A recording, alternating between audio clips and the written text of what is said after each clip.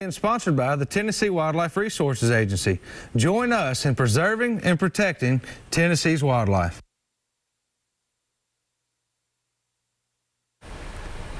All right, guys, this next segment is being sponsored by Taylor's Archery. They're over at 100 East Lauderdale Street in Tullahoma, Tennessee. Or y'all can give owner Tracy Taylor a call, 931-563-7706, and let them take care of all your archery needs.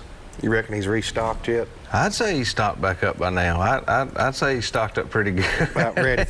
You know, it's a storm for the archery dealers up until about the time it opens, and then they usually need to take a little break. I think he went elk hunting for a little while. I bet he did. Hey, they deserve it too. He does a good job. I want to say thank you first off to our buddy Duck Madeira, another great hunt, man. Nice buck.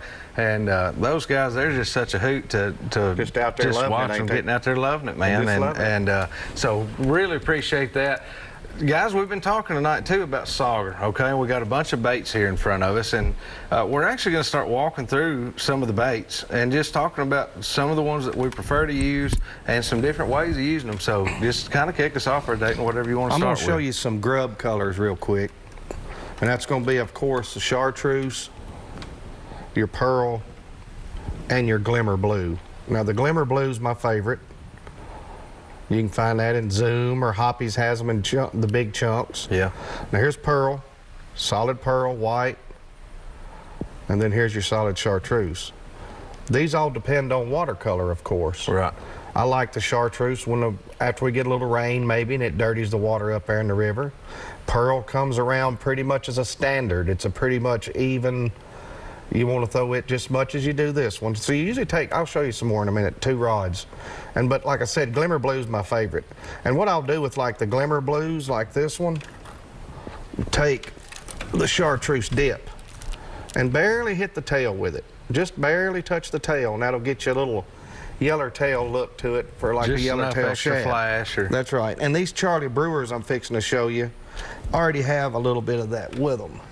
Now the Charlie Brewers are a little smaller. Here's a pearl, and here's the pearl with the chartreuse tail already on it. You don't have to dip these. Yeah. So they come pre-made already that color, just like this. And you're going to throw these on an 1/8 ounce lead head. And I take a little box of lead heads like this with us. And I'll show you something else in a minute. And it's just a standard ball head, nothing special. 570 hook. 630s work too. I like a 570, just a little smaller for their mouth. The swim flukes, you got paddle tail flukes they like. That's pearl. I've got some more glimmer blues, such as this one. I don't think there's anything you don't have in glimmer blue if they make it. Well, that's what I'm thinking. I mean, No glimmer blue's about the best. It is. And once again, you can dip these sure. tails in chartreuse a little bit. You don't want to dip it way up the bait. You just want to barely get that tail a little bit. Basically like the Charlie Brewers. There. And you know, I take all these with me, and you also got to take a fanny pack to keep all this in. You do not want a hard box down there on the bank, and you do not want to bring a 5-gallon bucket. Whenever you sit these down on the rocks and they make tinking sounds on those rocks, them fish hear that, and they do not like it, and they will not feed, and they will leave. Yeah. Not to mention the ease, it's so much easier just to carry it. It's easier to carry it down there. Set it down somewhere. That's right. And you know, I got my little light in here, my headlamp, and stuff to cut line. Just, you know, little things like that in general. Here's a little headlamp, just so you can see at night, because it's a little dark up there. Stringers in here, fish stringer. I don't use a chain, and I don't use the bucket, because a 5-gallon bucket with 3 sauger in it is going to sound like somebody down there beating on a drum. It does. And that goes a long way in the water. And then if you do get out in the boat, you can use these, or you can take such of a, like the little George, or a tailspin lure like this, and just jig it off the bottom, and they still make the standard sauger jigs for the boat and stuff, but I only use these in the boat. Most of this stuff I use with the lead heads and swim baiter on the bank. Basically from the bank, right? Because when I'm in a boat, I'd rather have live bait, whether it be toughies or some shiners. Yeah, and when stuff we're in a like boat, that. I know, especially with walleye, I'm not usually casting in a boat. I'm usually straight up and down. Right. Whereas from the bank, you know, casting. it's constantly and that's right, casting. and that's a lot what it is too. I mean, when you're in the boat, it's vertical. Some people cast.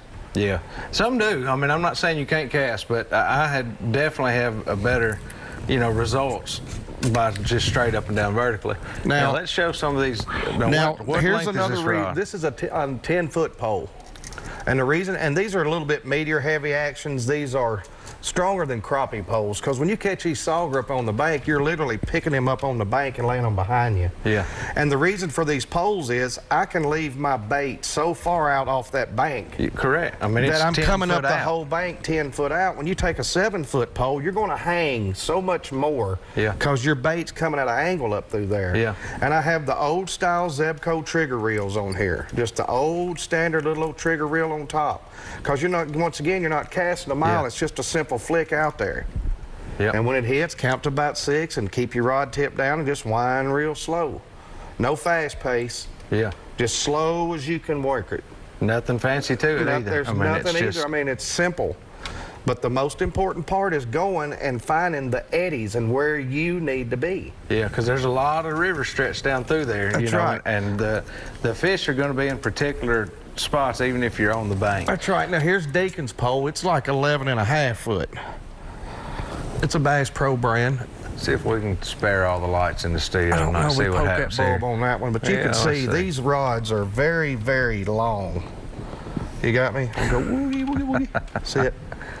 But that's what I'm saying. I can reach stuff without getting hung. Yeah. Say I'm winding up and one hits it and I set the hook, all I gotta do is just flop it back, just kind of just pull it up through there and not even wind it. And they'll get it again. Right. And once again, here we go, light There bulbs. went one of the lights. Slow ratio reel, trigger reels. It's just so much easier than flipping a bail and throwing it out there and Right. all that when you just pull it and just flick it. There's nothing to it. Yeah. Well, Super I slow. think the biggest key is probably keeping that bait out there too. The distance, that is yes. probably something that you can't hit on that enough. The fact that that's why you're doing it. Just like Terry, for example, if we're fishing from a boat, we're fishing brush piles, he's going to use a 9-10 foot, crappie rod. Same concept. You're trying to get back here and get it out there further. Without you being there, number one, and not hanging up in between you. In the boat or the bank, actually, I said boat doesn't really matter. Right. If you're on the bank, same way, you can get it out there to those brush piles easier. That's you know, and you're not having to do so much. Kind of like the old cane pole, but you got a reel on it. So and I I don't use more than 12-pound test line because you're not going to catch a sauger more than 3.5 pounds, a 3-pounder, 2.5. You catch a 3-pounder, that's a big one. Yeah. So like I say, you got that 12, you just pick him up laying behind you and turn around and get him and put him on the stringer. Yeah. And do not take a bucket and get you a fanny pack and something soft and quiet. What is typically the length on sauger? Is it typically 15 inches They're 15 everywhere? inches and walleye now, 16. Walleye 16. That's actually, you said that led me into exactly what I was going to say. When it comes to walleye and sauger, I mean, you can tell the difference once you've looked at enough of them, but it can be tough. I mean, it can be tough to tell that difference if you don't know the few, little characteristics to look at. So if you don't know, my suggestion on that is just keep 16-inch fish. Right. I had a guy not too long ago that was asking us about it, and he said, well, how can you tell the difference? Well, if you can't, it's okay. It's just an inch different. Keep a 16-inch fish. But there are a few characteristics in between the two. And a sauger looks more like a rattlesnake. If you've got a sauger on the bank, he's got the black spots, the brown spots, and he looks more like a rattlesnake, where the walleye will have a greener tint like a bass, and he'll have the white tips on the bottom of his tail. That's one of the biggest things to look for. And they're not all stand out to you. They're green. They're not necessarily got the big broke up pattern like a sauger. Yeah. Sauger is camouflage. They're little jokers. They got to be camouflaged down there in the bottom of the and they're lake, real, no doubt. They're really aggressive fish. They really are. Yeah, they're fun to catch. And if you can get them, do they tend to school up, group up pretty heavily? They will. Like if you're in a boat, it's not uncommon to catch 6 or 8 out of one spot. But on the bank, it's like they're starting to feed up the bank because you can watch this guy down here catch one, and this guy catches one. All of a sudden, everybody's catching them. You know what I mean?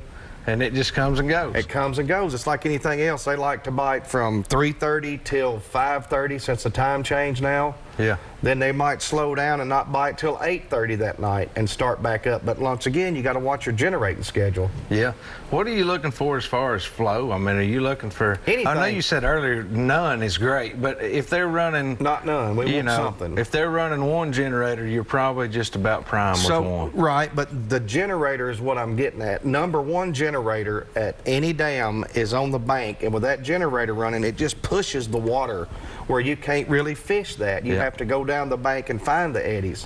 When you catch the 1 and 2 generators off, Yeah. That's when you get up there close to the dam and get over the eddies, and that water will be coming right back to the dam. Yeah. It just constantly flows right back to the dam, and just all night long, that's what it does. Yeah. And you just move up the bank here and move up the bank there, and just to ease around. And the secret to it's being quiet. You'll be up there fishing, there'll be 10 people fishing, and nobody's getting a bite. Yeah. But when they leave about 8:30 or 9, all of a sudden you'll toot. Yeah, it makes all the difference in the world. And we were talking earlier in the break, actually, that like with crappie, for example, if you're bank fishing for a crappie, if you go to the bank and you just charge down the hill, go right to the edge of the water, and you start fishing, you have probably run off no telling how many are sitting right there against the bank. So typically when we approach a spot, we'll flip this part first and then get down there closer to it. Know, but the reason for that is that's separate from the way we're talking about fishing for these sauger. But the sound, the how quiet you are, it makes such a difference. You will catch more fish, I promise. If you'll be quieter while fishing, especially from the bank, if I hadn't learned anything from doing so much bank fishing, it's that will make a big difference. Well, guys, we're going to jump over now and do this week's tip of the week. This week's tip of the week's been sponsored by our friend Wes Stone over at Tri-Light Realtors. Y'all can find Wes at 1432 West Main Street over in Lebanon, Tennessee, or give him a call, 615-289-9551, and let Wes take care of all your real estate needs. All right, guys. Well, this week we're trying to give all kind of tips tonight, and that's what it's all about. But I'll switch back over real fast and go back in the field real quick with deer hunting, because it's a timely thing. A drag rag, something like that, the next 2 weeks, it's probably his best time to use scents when it comes to getting a deer to come to you as any other time of year. If you'll use that and carry it through some areas where you think they might be crossing, trying to walk down the tree line where you think they're crossing through there, and if he catches that line right now, the chances of him coming to you are probably higher than any other time of the season for the next 2 weeks. Early in the year we were talking about the window of the rut. The window of the rut is like a window. It slowly opens, and then all of a sudden it's all the way open. Then before it comes back, well, it's almost all the way open. It's almost wide open. It's then just after about that, to happen. It'll start slowly closing off. That's right. But it's that time of year, and it's the time to be using those scents, and man, it's just exciting. And dude, there's so much sign today. Everywhere. Guys, we're going to take another quick break. We'll be right back with some more Southern Woods and Waters.